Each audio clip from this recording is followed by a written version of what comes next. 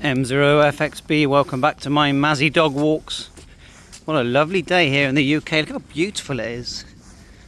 Man, you can't beat the UK all year round if you ask me. I just love the UK. Right, anyway, what are we going to talk about today? I had a question from someone. They asked two questions. One is, why do you call yourself HamTech? And then the other one was, how did you get into flying drones, etc. So that it just made me think, that's a very good question. Now, I'm a real believer in stick with what you're passionate about. Don't go by other people's passions, other people's, what they think would be good for you. The first thing is always what you think will be good for you. I think has to come first, and then take on board other people's comments. But it still has to be you being you. Never try and be someone else. Always be you. So, how did I get into drones? My nephew said to me once, Andreas, I think drone flying would be right up your street, because he knows that I like tinkering with different gadgets and cameras and obviously radios, and I've always used to fix mobile phones. I've fixed hundreds of mobile phones, and when he first said it, I just thought, I am interested in drones, especially in the photography side as well. It's basically a flying camera and if you buy the right DJI model, with perfect visuals. I mean, you imagine it's like being in the cockpit of an aeroplane. It really is, when you're looking, especially if you wear those goggles they wear, and I do have goggles that give you that sort of immersive experience. So eventually I went off and I bought myself a DJI Mini 3, which is a very good drone. It's about £700. It felt, at the time when I bought it was like, oh my god. See, I'm just talking to my ham radio people. Go find a stick. Go on, go find a stick. Go on then. Go on. She not happy. Got some aeroplanes here.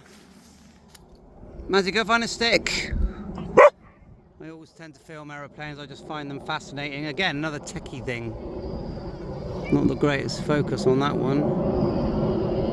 That's flying towards, I would say, Cardiff Airport, which is Wales. But anyway, about passion and sticking with it. So I got myself the drone, flew it, absolutely loved it. Just setting it up, I loved updating the firmware, tinkering with the different remote controls. It's just a tech person's heaven, and of course not ham radio. And coincidentally, I just got myself a 3D printer, which was really for me and my son to print little toys out and just have fun. And I bought one. It was dismantled, brand new but dismantled. It wasn't expensive, £150, and I've had so much fun with that. And me and my son have made so many small items, and I've made certain holders, brackets for my different radios, so it's turned out to be a good thing. And so then I started thinking, I'm not just really a ham radio enthusiast, because I like, like I said, mobile phones. I like computers, big time desktop computers. I really like laptops, iPads, all that kind of stuff. So I just started thinking to myself, I am quite sort of techie minded. I'm not saying I'm an expert on tech, by far I'm not, but I'm a very experienced techie fiddler, let's call it. And then it just came to my mind, HamTech. I just thought, that just feels like me, HamTech. I'll always be M0FXB, because my passion has always been, from when I had a ham radio license onwards, I feel like everything got better. So, and there's another subject, should I take my foundation in the UK? That's the beginner license. I think in the USA, is it novice? Let me know. I know that there's a tier structure in America, and certain ones you can't use HF, I believe. And really, so I would say yes, 1,000,000% definitely take your foundation or your beginner ham radio, because it opens up so many doors, and not just with permissions to what you can do, but it actually opens up a lot of doors in your confidence.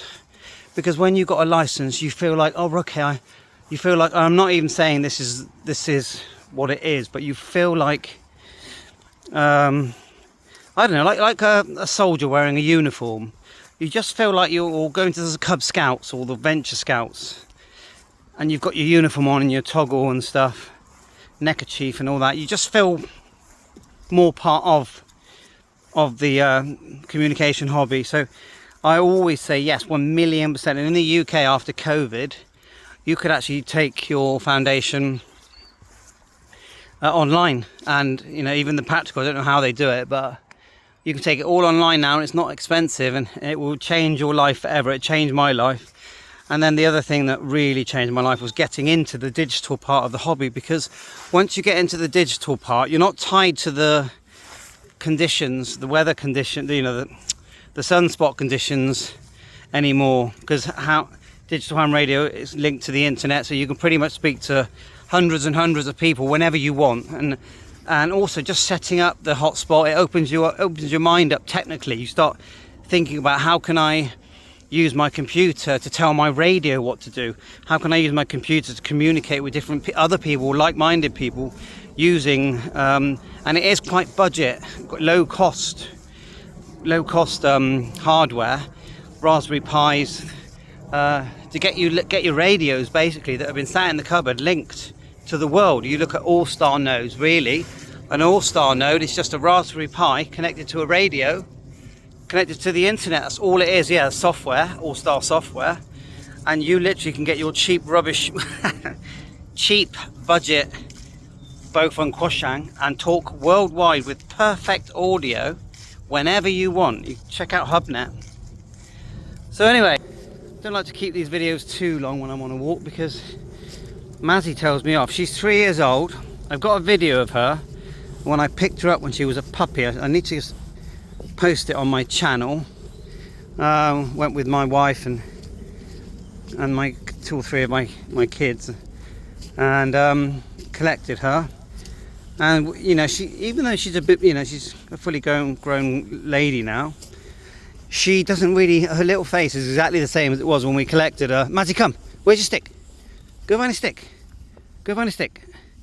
And if she does have a ball or a stick, she literally will bring it to me, put it on a table for me, and even when I'm in bed, she'll be bringing socks, or rolled up socks, and all kinds of stones and everything that she can find, and saying, come on then, let's play. So she's a very playful, lovely animal. Thanks for watching my my YouTube channel. Please hit that like, subscribe, and did you know that you can actually be a member of my YouTube channel?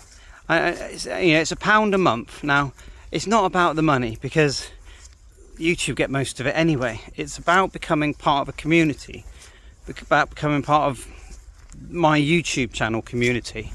And this is not a thing that's going to be around for a few weeks. This is a lifetime, you know, passion, hobby of mine. Whether there'll always be time for me to make some videos and make new friends in the ham radio tech hobby. So please think about it. You know, join, hit the join. And the thing about buying me a coffee, that's like a pat on the back. So if you sat there and you've got a problem with your radio, and you've gone many times to my videos, and they've solved something that would have took you hours and hours in a few minutes, which is what my channel's about, really. That's the sort of nuts and bolts of what my channel's about. Then buy me a coffee, just a way of saying thank you. And me and my wife, we can go to some lovely places and just have a coffee. We don't want a big posh meal, you know. We just want a cup of coffee somewhere like this. Watch my teenagers, my kids play, and Mazzy run, and just have a nice time. And much appreciated. Bye for now, all the best.